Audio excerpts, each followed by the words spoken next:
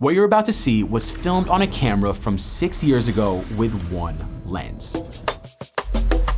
I'm not technical like at all. When it comes to cinematography, I'd say I'm a minimalist. It's my way of saying that I'm a lazy cinematographer. Danny Gevirtz is a director and cinematographer who's been posting incredible short films to his YouTube channel for almost a decade. And his short documentary about Taekwondo champion CJ Nicholas is a film that I can only describe as a work of art. Frame by frame, like, this is nuts. Hi, I'm Adrian Perk, and I'm guest hosting the Digital Spaghetti series on what it means to be cinematic. And as a director, photographer, and content creator myself, I wanted to see how Danny makes such cinematic documentaries. Sound is like probably the #1 thing. I use a lot of my voice sounds. Word. Yeah.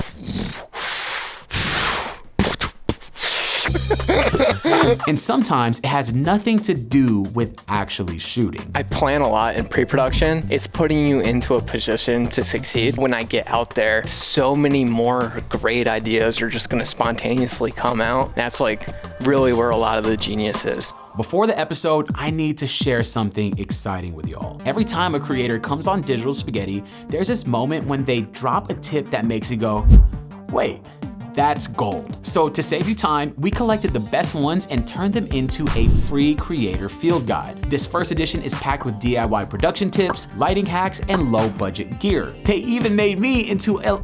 Really? They made me into a little cartoon? No way! That's cool. You can get it. It's completely free to download on the Digital Spaghetti Patreon page. Just check the link below to get yours now. Danny, welcome to the show, man. I cannot wait to break down what cinematic means to you. I can't wait to ask you everything and anything. Heck yeah, man. I'm ready to answer whatever questions you have. I won't say I'm not like a master, but I'm like a cinematic guy of the people, I would say. So I'm here to help. I think you're not giving yourself enough credit. So your videos, the visual language of it, every shot seems so intentionally well framed. Everything from making sure everything is motivationally lit to even when you're outside, like you shoot at optimal times. Like, so let's break that whole thing down. Yeah, thanks. Yeah. Oh yeah. Am I allowed to talk over the clips? Yeah. So this was actually a complete accident.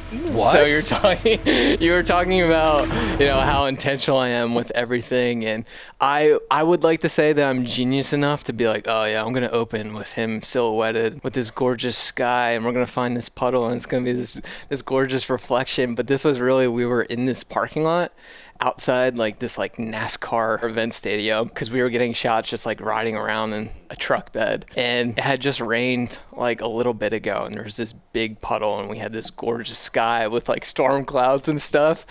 And CJ Nicholas, who's like an elite Taekwondo athlete, one of the best in the world, who we're doing this little documentary on, he is just someone who's just like willing to do anything for a cool shot and opportunity. And I was like, yo, CJ, like, want to hop in this puddle real quick?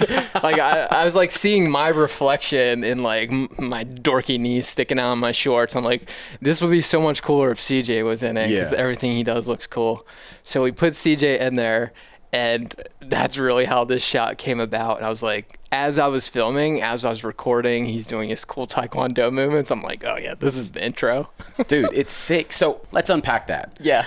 To be able to look at this frame, even though you stumbled upon it by accident, there is still so much deep technical skill that you need to have in your back pocket to know how to capitalize on this small window of optimal light. So did you already have your camera ready to go, or did you have to set up for the shot? Yeah, no, we had the camera ready to go. We obviously had to pull the tripod out of the truck bed. But yeah, I would say like, I'm always like, I plan a lot in pre-production. And I feel like that planning gets you into environments like this. It's putting you into a position to succeed. You're not showing up to a location like bumbling around, not sure what to shoot or whatever. Like, you come with a plan and you make it loose enough, especially with documentary shoots like this, where you can find moments like this and have the bandwidth to think about something like this without like putting too much pressure on yourself to hit every single thing on your shot list. Like, I know like my video is still gonna work if I'm not hitting everything that I thought of when I was sitting at home. Like, I know when I get out there and I see the light and I see the talent in real life, like so many more great ideas are just going to spontaneously come out. And that's like really where a lot of the genius is. So it's really just about like setting yourself up to just like be ready in these spaces, in these moments. I've done this a million times. Like, I've been shooting for a really long time and I've shot so many documentaries. So like, I know I wanted silhouetted. I know I want to bring my irie down so like my highlights aren't like blowing out and everything feels a lot smoother and I can silhouette him in the puddle. And I also knew like, this sounds cool. Like, it's really quiet around us and the sound of the splashing in the puddles. Like, this isn't sound design. This is actually what we recorded. Audio. That's amazing. And like, when you talk about cinematic and cinematography, like everyone leans so heavily into talking about like what things look like, the image and the lighting and all that stuff. But it's really every aspect makes something feel cinematic. Yeah, and there's so many layers. Sound is like probably the number one thing, because you can watch like something that looks like crap but sounds awesome. You can't watch something that looks awesome but sounds like crap. I agree. So like, I had my sound dialed. I like turned like the meter up a little bit on the side of my Sony FX6 to make sure that I was capturing those sound effects, and it made for this super magical intro. And obviously you didn't film this upside down. What was the choice in post that made you say, honestly, I forgot that I vertically flipped it. I've seen this a million times. I just forgot that I like hit the vertical or flip in Premiere. Yeah. But now you're saying that, I did do that. I don't know. I thought it would just be cool to see it from this perspective. Just kind of like seeing the shadow. And his story was very much about like, he had lost in the Olympics, and like any elite athlete would do, they would question their entire existence. Like, in his mind, he's supposed to be the best, because he kind of is. And like, the fact that he didn't win the Olympics, it's like, why? And he went to a really dark place. Alessio stepped out of bounds. That's why Nicholas picked up the point, but that's all Nicholas can do. And he kind of became a shell of himself, and I feel like this image kind of really reflects that. Even though it was unplanned, symbolically, it says so much in the story, right? Yeah. And it's like, what he feels like inside, it's like, there is this fighter, somebody who's an incredible master of martial arts, and it's like, it's flipped. It's like the underworld version of him. Yeah, you know, sure. it like directs the story without necessarily even understanding what it's about yet. You kind of feel like, all right, this is going to be a triumphant arc. For sure. There's an old saying passed down from generations of creators: if they don't click, they don't watch. But then once you get them to click, how do you make them stay? Which is why Digital Spaghetti is hosting a live stream with Aprilyn Alter, talking all about her tips on how to craft the perfect YouTube intro. It's happening on August 13th, 11 a.m. Pacific, 2 p.m. Eastern, and it'll be free on the Digital Spaghetti Patreon. And if you don't know Aprilyn Alter, she's a creator who makes a lot of deep dive videos all about YouTube strategies. But for our live stream, we're zeroing in on what makes YouTube video intros actually work, or what makes them flop. We'll even be reviewing intros to your videos, so just send us a DM on Instagram and you might end up on the live stream. All the info is below. We'll see you on the live stream. Cool, let's keep going. This is something that I asked Volandis also. Yeah. Title sequences. Yeah. It is so important. I love titles. Yeah. Do you you're shoot? kind of a master of titles. So I just made my girlfriend a Birkin bag. Do you shoot a scene knowing like, this is where the titles are going to be? Yeah, I actually shot this knowing that I was going to put the title over top of it. Whenever I like am on a documentary shoot or anything, I make someone drive me around and I'm in the back of a truck bed. I love doing it. I love just like feeling the breeze, just like looking around, pointing the camera at like power lines going by, lights going by, like people going by. There's so much interesting B-roll that you can just find sitting in the back of a pickup truck. Like if we drove around New York City later today, we'd get all the B-roll we need to shoot. Right. And we could shoot whatever we want. Like it doesn't matter what we're shooting. That B-roll is going to be sweet. Absolutely. So, I don't know. It's just something that I've kind of like done on every documentary shoot I've ever done and will probably continue to ever do. It's like also a time for me to like clear my mind. It's kind of like this space where I can just like capture freely. Prioritizing title cards is it's an art. It's an art in itself. sure. Like knowing how much negative space to leave, like understanding like how wide the frame's got to be, like even going down to the design of it, like visual tangents that kind of interrupt the text. Like I can't stand it. I'm like it needs to be clean. And, like obviously like Taekwondo originated in Korea, and he has a massive Korean audience. It's funny, CJ will be like, yeah, in America, like no one cares who I am, but when he goes over to like Korea, he's like BTS. Oh, like that's everyone crazy. like knows who he is because it's such a big sport over there. So I added like little subtitles and like what does Korean. it say? That says Afterlife. Oh, okay, duh, Yeah. of course. I Yeah. thought it would say like hello. Yeah, and then there's like chapters throughout this, and it's just like chapter 1, chapter 2. All right, let's keep going.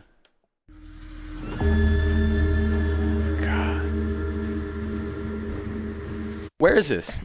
So this is the Outer Banks. They have like these giant sand dunes. Whoa. Like in the middle. But don't let this fool you because there's like, if you like pan to right or left, there's like tons of people or like, beach houses. We actually got kicked out because they were closing the parking lot. So we had to like wrap all this up super fast. And, That's like, crazy because head it out, looks but- very Sahara. Yeah, like isolated, like otherworldly, and it's kind of what I wanted to evoke in this is like him kind of like leaving his world and like trying to find that inspiration. And he's a very spiritual person, finding that higher spirit or like higher reasoning for continuing to do this craft because he like wanted to do something else. Like a lot of these Olympic athletes, they give their entire existence to this thing and they don't make a lot of money doing it. And it's not like they're not like putting away money for their future or anything like that. So for a lot of them, they just like, they're like, maybe I should just like take that next step in my career. And I just shot with a US speed skater who is currently going through that. So for someone like him, like it's like, all right, is this really worth it to like train again for the next Olympics or whatever it is? Like I have these other passions. So going out into this like world in this environment and like finding yourself, and it feels like very kung fu movie. It serves the story so well. Yeah. So what I want to ask, because every single shot so far, it serves its purpose to tell the story the way you need it to be told. Do you approach cinematics or storytelling from a feelings perspective, or do you approach it from a technical perspective? I'm not technical like at all.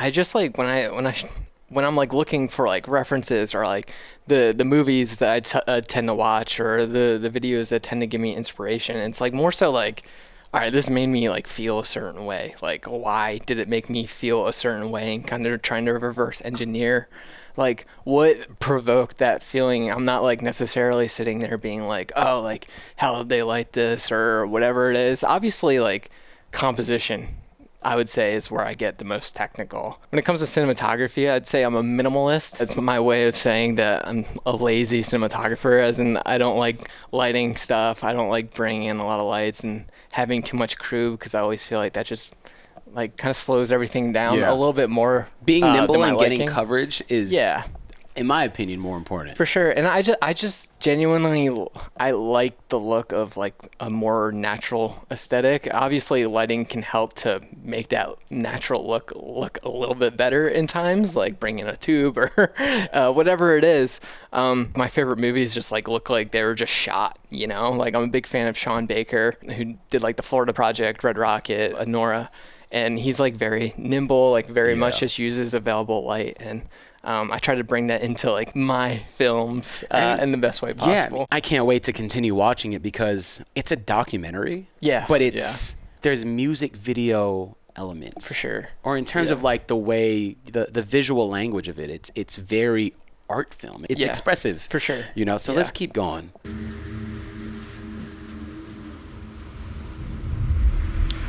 Was that a real shadow? Yeah, it was a cloud. That was a real cloud. Yeah, it was like they were flying in and out all day. It's so good. Which we recognized, and we were like, oh, we want to capture that. And I wanted to cut as it felt like it was covering over him. Yeah, and you had the sound design. Yeah, like, and you got like his footsteps like leading up to the hill. His shadow was just like perfect. The sun was in the perfect spot. Where I always like to try to do it where like the sun is never actually in the frame. Like, you don't want to like crush your highlights or anything, but you can almost like put the sun like right to the left of your laptop. And it was right here, getting the side light. And you can see that by the shadow where the sun is, and it's coming through. You can even see all the silhouettes of It's a painting. grass. It's a legitimate it's cool. painting. How do you know whether to shoot this on a 24, a 50, or a 70, or a 200? Like, when you stepped onto this location, knowing that there was a parking lot here, you know, people here, like, what is the first thing you think about when it comes to composing a frame? Yeah, I mean, a lot of times, like, especially on documentary stuff, like I'm shooting on a 24 to 70, so I can see what feels best, like actually in the moment. Obviously, like when I shoot narrative and stuff, it's a little more intentional. I'm like, all right, we're gonna get like over the shoulders with 50, so like it's a little bit more of a close up. Wait, you shot this whole thing on? You shot this with a 24-70 G Master? Yeah. This is what it looks like. Yeah. I'm not using my lens. Good enough. I mean, a lot of like character and stuff you can kind of recreate in like DaVinci Resolve, or your color grading and stuff, and making, really the more important elements other than the equipment is the composition, the lighting, what your subject looks like. Like CJ, arguably coolest looking dude of all time, which like carries a lot of the video and like just his movements and stuff, as we'll see further along. Like a lot of it when I was filming, I was like, I could put this guy anywhere and this is gonna look cool. So subject is definitely like a big contributor. That's to, cool, man. To cinematics as well. There's so many DPs that are like, they come from it from a perspective of like, I know I want to shoot this on a 40 mil, and that's so particular, right? Because it's not quite 35, 24, or 50, right? And I think about how that fits into how you want to tell the story better. But it's like, for you, it's how do you fit telling that story within the limitations or the constraints that you have in documentary filmmaking, because it's so on the go. Yeah, for sure. I don't think there's any shame in just showing up and like being like, all right, let's see what looks better. Obviously too, like this is such a massive space. Like you're gonna need a little bit of compression, or it's gonna feel like he's like blending into the background. So having a little bit more compression like kind of brought the clouds forward, and like him like feeling like he's more a part of the world, because I was like relatively far away. It looks like you stopped down quite a bit as well, right? Yeah, probably. Yeah, that too, like the more I've done this, the less I like the look of an open aperture. I agree. Especially now, like I don't want to like say it. TV shows are getting worse looking and stuff, but they feel are flat. Yeah, and then it's like they're shoot like, I don't think you need to shoot at 1.8 or 1.4. Never. I feel like you lose the world, because in this, what I love so much about it is so much of it is in focus. It feels like infinity focus. But still, because of the composition and the contrast, and he still pops without having to shoot everything at a f2. Yeah, I think too, like I've recently started shooting on like 16 millimeter film and stuff, and I think in the past, like because like the sensor size was smaller, like an f4 on a 16 millimeter sensor is not like an f4 on like a full frame. It's actually like an f8. So like older movies that like were shot on film that like look really good and like more things are in focus, like that's kind of why. I agree. And now that we have like these huge sensors and like these lenses that can open up super wide, it just like it gets a little nauseating. I agree. While you're watching, and unless there's like a legit stylistic choice where you need that like super shallow depth of field, it's like, I don't know. Also, you shot this on an FX6. Yeah. That's amazing. Yeah, I mean, it's a great camera. It's like, before that, I was shooting like only on the FX3 for a while. It's like the same sensor, but it just has like internal ND. So it's like super useful. It's a great camera. I still use it like on a bunch of stuff. It's an amazing camera, and I think for everybody and anyone who complains that these new cameras are not coming out with the newest tech, it's like, yo, go look at Danny's videos. He just made an incredible film that made you feel something every handful of seconds, shooting not completely open on a zoom lens. Like, it's not about having the Cine lenses. It's not about shooting at 1.8, you know. It's not about having open gate or internal stabilization. All right, let's keep going. Gosh, that's so good. Talk about that transition. Yeah, I just like, again, I wanted to feel like he was like trying to like find who he was and like find this like out of body experience that he did go through to like re-find his passion for Taekwondo. I just wanted to like inject elements of like otherworldly feelings. Like I think this is like a solar eclipse. Yeah. Like Did you edit this? Yeah. Break this all down, please. Okay. Keep going. I don't mean to interrupt you because I mean even like this being mostly black with white highlights. Yeah. And then using the invert. Yep. Right. Yep. Invert flash into now it's mostly white with him, in the shadows. It's like, was this planned out? Because I know you use Milanote to storyboard and shot list. Yeah, but like intricate cuts like this, like I wouldn't say are like super dialed in pre-production. Those super cuts like this more so come with like me just having fun with my timeline. Like while I'm editing, I'll put down what I pre-prod. Like the story, the questions that I asked, and the way he says it, and like I have my beats, and like that's all like cemented in.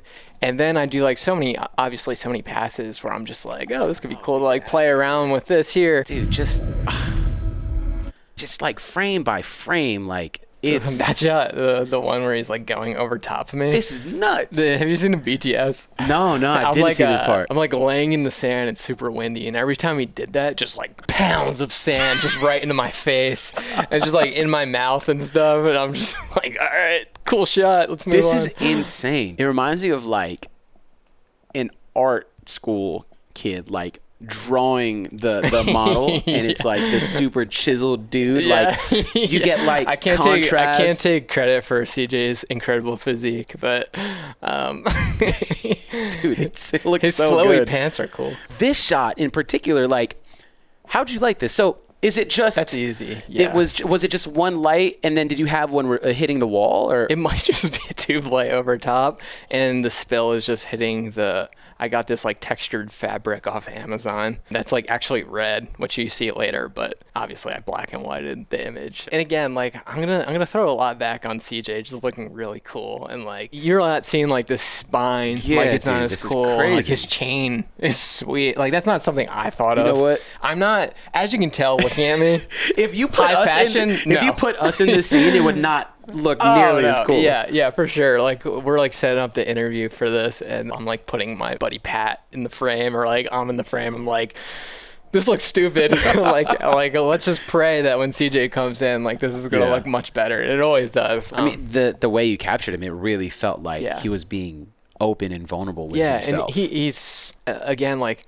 Another key part of creating like this like cinematic world when you're creating a film is like finding the right person, finding the right person who's going to be on camera sharing their story.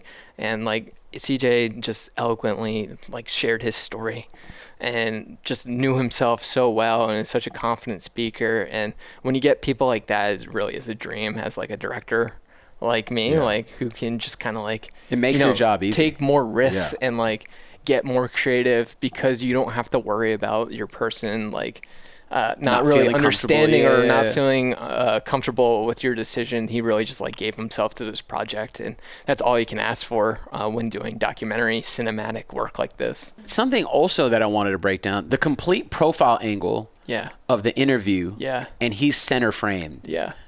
What was the process behind I want to shoot something like this? I wanted to feel like he was like alone in this room, like giving himself like his own like self-confessional, which was like, because it was such a deeply personal story that he was sharing, an experience that he went through. I wanted it to like, he has a YouTube channel as well, and I wanted to kind of feel like he was just like filming a YouTube video by himself, and like I set that camera up and he was looking at himself on the screen talking to himself, and I wanted you to almost just be like an observer of him. So that was rolling at the same time.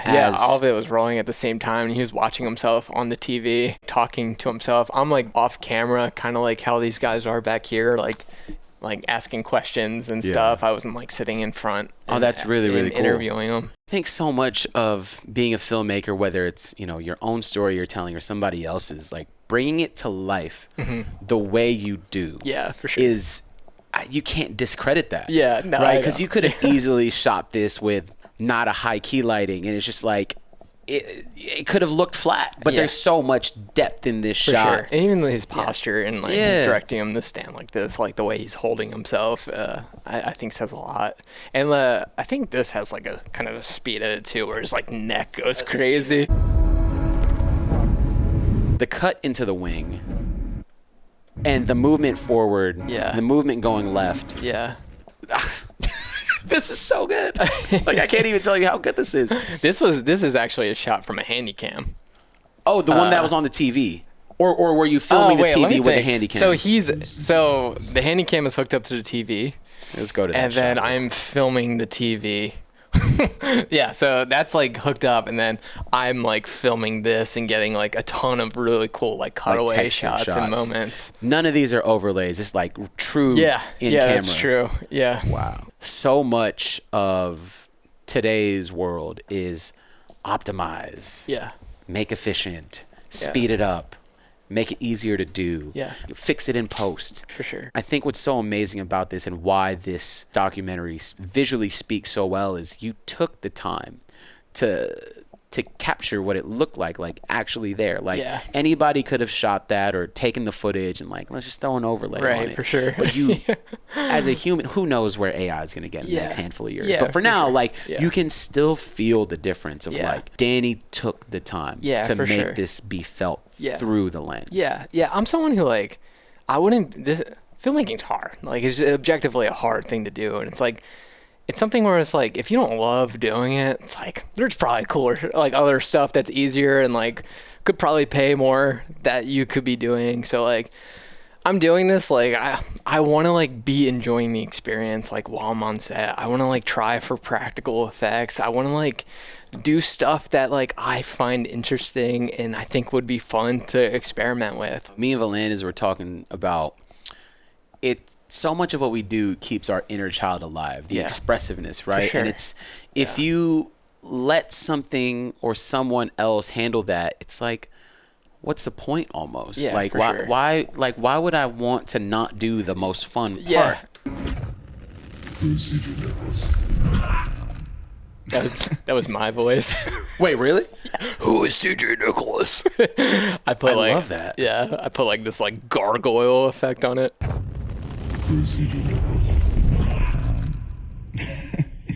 Shoot, who is CJ Nicholas?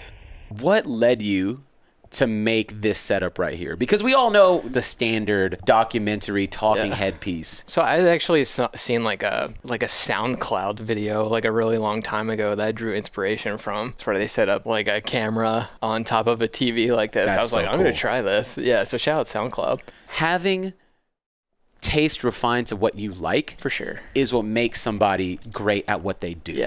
Right. And that means consuming tasteful art for sure, which let's go hop out of this. So you use Milanote. Yeah. And you just save your references and your inspo all in here so that when you go back, is this the one? Yeah, that's literally it. Oh, that's so sick. What I love that you do is you have your entire plan put out here on Milanote. So tell me what this process is like and why you do it, how you do it, how long you've been doing this for. Yeah, for sure. Yeah, I've been using Milanote for a while. You can kind of just like throw your ideas anywhere. I would say I'm a pretty visual person when it comes to pre-production stuff. Even like when I do like a shot list or something. Now how in typical shot lists you have like so boring. Yeah, it's like a scene and like camera and like frames per second and like it's like this it's spreadsheet. An Excel sheet. I can't do that. Like I find reference images that I really love. I put them in like to a bucket, I would say, and like I know where I'm gonna shoot each bucket like throughout the process or wherever the schedule is. So like training stuff, like I have all these shots over here, and while I'm in that space, like I can reference like my shot list just visually and quickly and see like, oh, like when I was sitting there, like, oh, I wanted to get a shot from behind him, like getting his like spine sticking out or something similar. So it's really just like creating a visual like cheat sheet for myself to go and find what it is I was thinking while I was alone. Because when you're actually shooting something, it's like your brain just goes so dumb. And if you don't have something like this, the kind of just like, you know, spark a little something when you had that time and when you had that clear mind that where you were coming up with these ideas in the first place, like you might miss it. So again, I like to do it that way. And again, like we talked about earlier, like not have it so rigid where I can't like freestyle on some shots or like find unique features and things like that. Have you been doing this for all your videos? Yeah, I've probably been doing this since like this similar method to this since like 2021.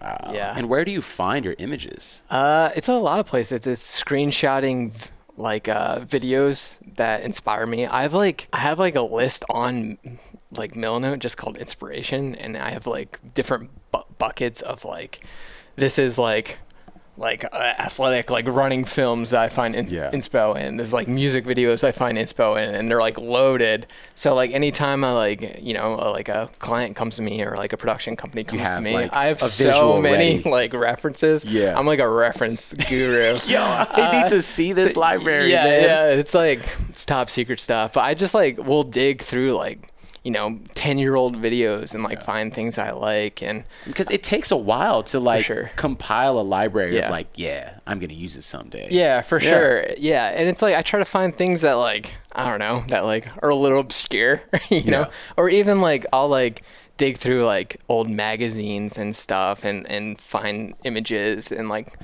take a photo on my phone and like put it into like my references and stuff, because those are like places where like you can't really like I don't know, no one else is looking in this like magazine from 1976. You know, so much of good art is like we said, it's like it's finding something that you're inspired by and a way for yourself to express it. For sure. You know what's interesting actually is, so I've seen the films you make, and I've also seen the YouTube videos you make, and they're wildly different in my opinion. You know what I mean? This video feels like an art film, like, even though it's a doc. Like it feels like something that lives on Vimeo that gets a staff pick. Yeah, I'm not like an artsy dude. Like, I don't know. I'm like, look at me. You know, you can take one glance and you're like, that's just a dude.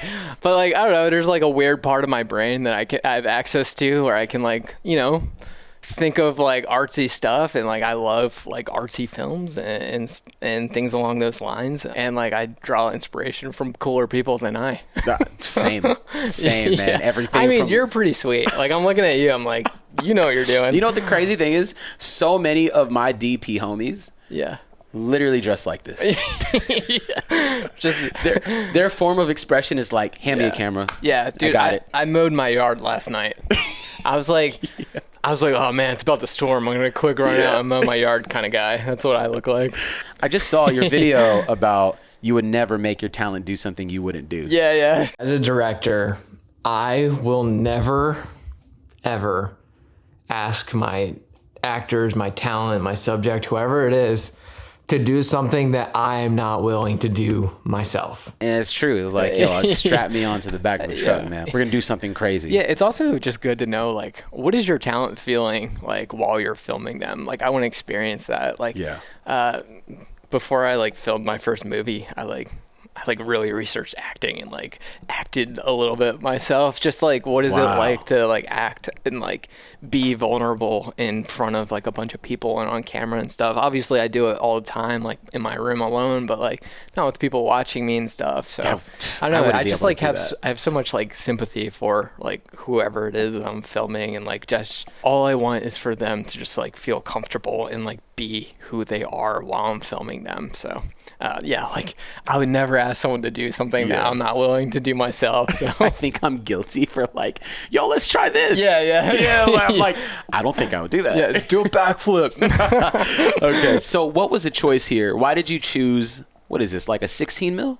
This is a 10 millimeter. Lauer? Yeah, that's lens. Exact one. Good lens. Dude, I'm such a gear nerd. Yeah, bro. I know that's the exact lens. one. Yeah, I got it for like shots like this.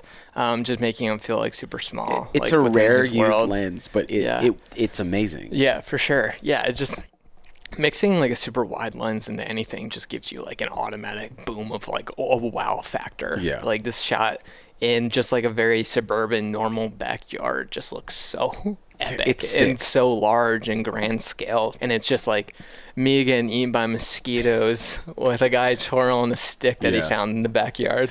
it makes it, dare I say, cinematic. Dare you say? Definitely. So I need to know, what does Danny Gevirtz definition of cinematic? Definition.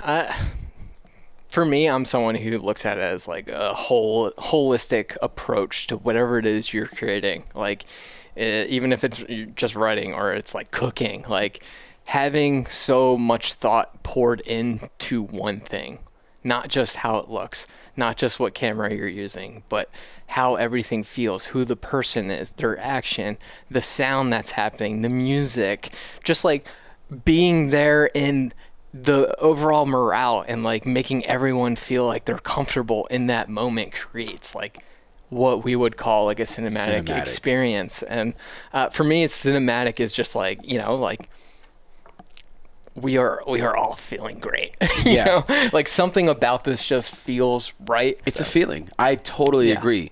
So what I'm getting from Danny is that cinematic isn't just buying the Sony with the good lens, shooting wide open and throwing your favorite power grade on it and making B-roll salad. Yeah, for sure. Yeah, it is so much more and I think that's than why I did get a bad rap like back in the day with like it becoming a buzzword, because it was getting attached to just like this camera is making it cinematic, or like this slow motion sequence is why it's cinematic. It's not like I don't feel anything watching a slow motion shot of someone make coffee. You know, agree. like. But I think because the word has taken its own new definition, like it is great to hear from you. Yeah. You know, somebody whose language is cinematics, that is more than just a pretty image. It's not just, you know, 60 frames a second on an open gate sensor, like recording 16, you know, 16 stops of dynamic range. Like there's a difference between like this looks cool and this is awesome.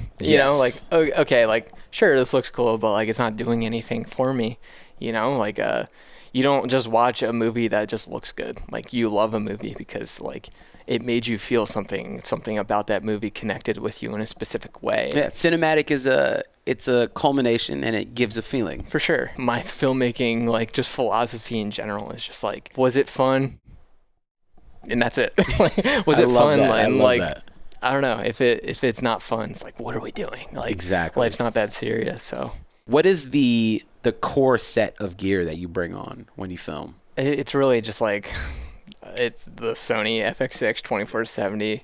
And like a tube light or two, and that's really it. Like I'm never like fiddling around with like bounce lights and stuff like that. I don't know. It just isn't my preferred method of cinematography. Obviously, like it's not everyone's cup of tea. Like some people might look at that and be like, oh, the contrast ratio is off. Like there's, you know, this is like a 16:1. This should be like a 2:1 contrast ratio. But like it just like always like feels more natural and looks cooler. Just like this. Like there's no bounce or anything. This looks sweet. All natural. Yeah. The sun's coming up. Obviously, I flipped this shot.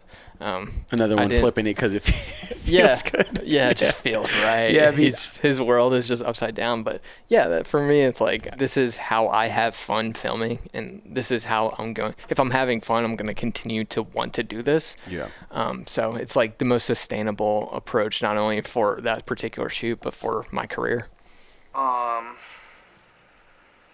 This is straight from the Handycam. The one on top of the TV. Yeah. It's so sick. And this is archival stuff. You do this awesome thing. Okay, did you film the TV? I filmed the TV. Yeah, so that same TV that's in the interview, I like hooked up my laptop to it and played like YouTube videos of him. And you filmed the TV. Oh my gosh, you know it's crazy.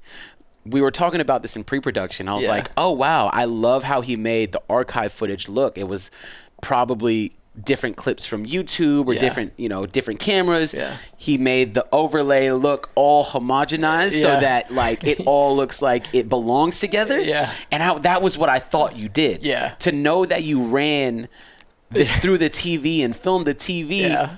Makes so much sense. Dude, I have like 3 of these TVs for some reason. They're huge and they're like super heavy and inconvenient to have in your space. I'll like make a video and I'll be like, let's see what it looks like on on a CRT TV. Yeah. And like I've like watched my whole movie on like On a CRT? Yeah, Oh my it's such God. a cool experience. I'm like, this looks awesome. And it has like that bulge too, so it's Yeah. like imperfect. Yeah, I love it. I don't know. I think it looks cool. CJ Nicholas. It's that slow motion stuff.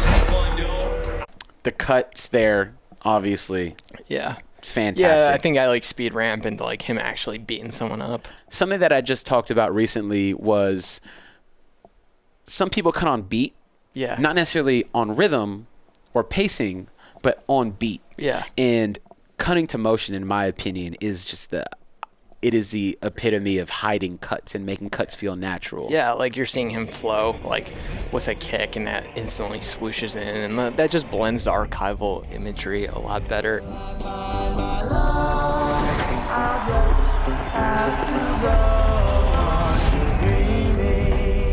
When did you start doing that? When you were a young filmmaker, Yeah. did you always know to cut to motion, or did you cut to the beat? I don't know. I would say like my best like asset of filmmaking has kind of always been editing.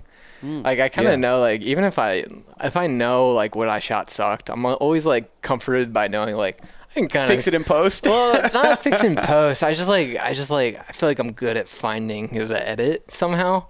And I've just like I don't know. I just like it came naturally editing. I don't know if it's just from watching a lot of movies and stuff like that, or I guess I used to like edit like little crappy videos with my friends. Like we have this video called N-Dub's Finest Urban Jumpers, and it's us like acting like we're like parkouring and we stink, but we were like 13 and we got a lot of hate online. So I think my editing kind of stems from those fake parkour videos that That's so I did funny. back in the day. So much of my videos, I learned how to edit by, Fraps. Fraps is like the screen recorder. I would play video games and like practice my editing chops with like, first person shooters like Counter-Strike. Yeah. I'm like, oh, okay. Like I'm editing, I'm turning right. So maybe I should cut it. Yeah, that turning makes right. sense. Yeah. California. There's another motion cut. So good. And like while I'm editing, like obviously there's no sound like while I'm editing. While I'm editing, I'm like, and then like I probably look crazy. So you're saying like, by this myself. out loud as you're editing? Yeah, because the sound design comes in like a lot later, like after the edit. Oh, so you don't build as you go? No. You like lay it all down? Yeah, and like because I don't know, I don't like building out like sound elements and like stuff changes and you're like cutting like that's so crazy. many lines. Every time I play through, I'm like. So you see the timeline. Yeah. You know what I would love to see of you do? I would love to see you dub your video. It's just I use a lot of my voice sounds. Word. Yeah. Hold on, I'm gonna mute this. I'm going to mute this, and I need to see this. I need to hear the Danny sound design. Yeah, it's like.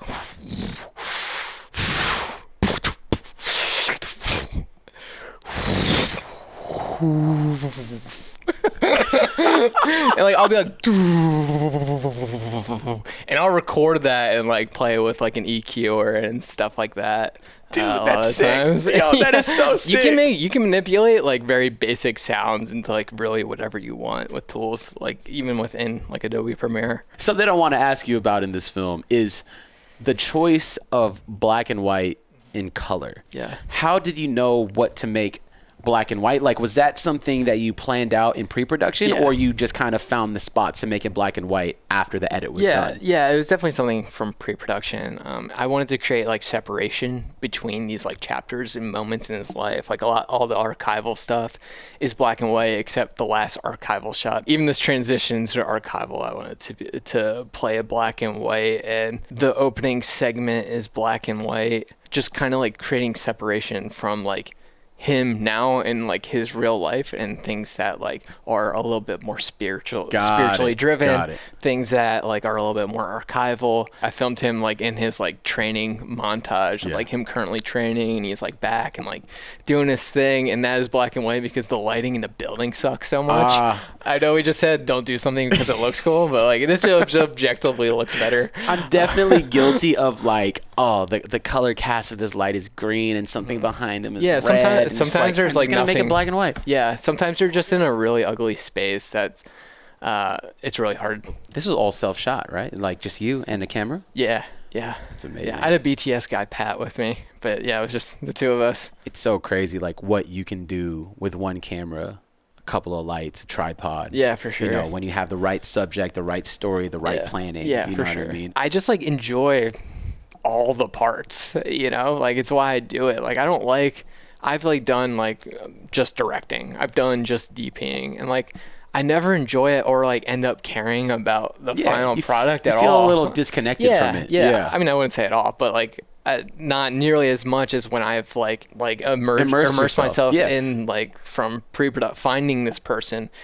like having that initial conversation, flying out there, meeting him in person, being in his home, filming everything like by yourself, and like running into like roadblocks with this person, and like I don't know, having this adventure with them, and then taking that all home and putting it into like this final product is just such a beautiful thing. And then obviously to then share it with the world. Dude, it's Vimeo staff pick worthy. Yeah, thanks, man. It's amazing, dude. Like this is some good stuff, brother. Thank you. Well, thank you so much for sharing all your Thank secrets you, man. behind this. Like I got to pick your brain. Camera, man. Yeah. This was really fun, Dude, man. No snap. We got to redo it. Bring it There in. we go. And then there we go. Yeah. There we go. Hey everyone, that was the second episode in our mini-series talking about what the word cinematic really means. And if you didn't catch the first one, I talked to Volandis all about this. Make sure you go check that out. And lastly, make sure you check out the free Digital Spaghetti Patreon page, where there are community chats, live events with your favorite creators, monthly newsletters, and a whole lot more. So keep an eye out on our channel because we're dropping new episodes with NECA Julia and Gracie Coe.